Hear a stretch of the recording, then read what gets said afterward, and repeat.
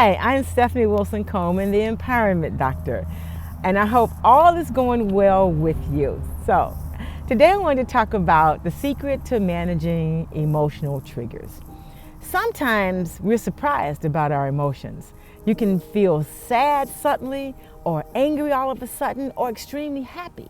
And you don't know what's going on, but it all depends upon what's going on in the moment. So, there's a psychological term for emotional triggers, and it means when your reactions have to do more with your past than your present. A lot of times when we're acting in the present, it is because of something reminded us of the past.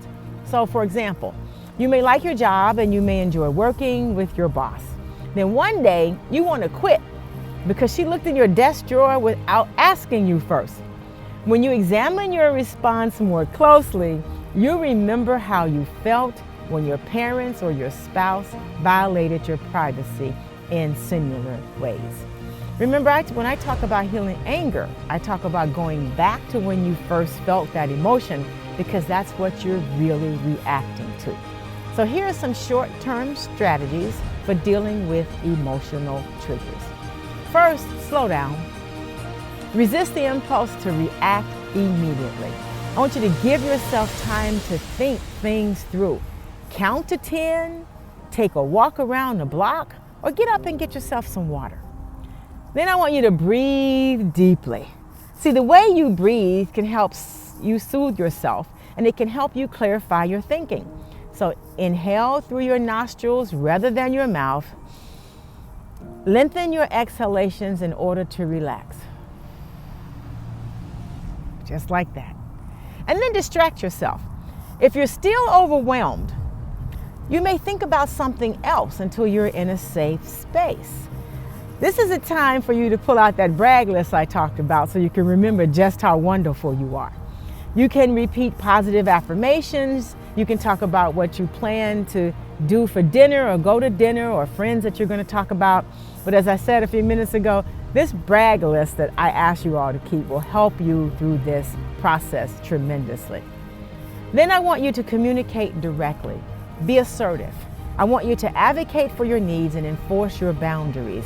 Show others the same consideration also, though, that you want for yourself. So you can't expect people to do something for you if you're not willing to give them the same benefit. You may want to rehearse your response. I like to do that so that I know exactly what I'm going to say and I feel comfortable with it. So if your triggers are predictable, you can practice what you want to say in a neutral setting. Look in a mirror, you can write it out, you can think about it, but when you think about it, you still need to write it out, and I still want you to look into the mirror and say it to yourself in a mirror. And then the last thing is to set limits.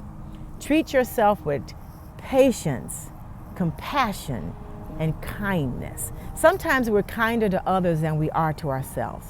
You may need to avoid some situations also while you're working your way up to navigating them. So this has been the secret to managing your emotional triggers, and this is short-term strategies now. So let me know how they work for you. And tune into the next video because we're going to talk about long-term strategies in dealing with emotional triggers. You guys have a great day. Remember, life's too short to drink cheap champagne. I'm Stephanie Wilson-Coleman, the Empowerment Doctor, and it's been a blast.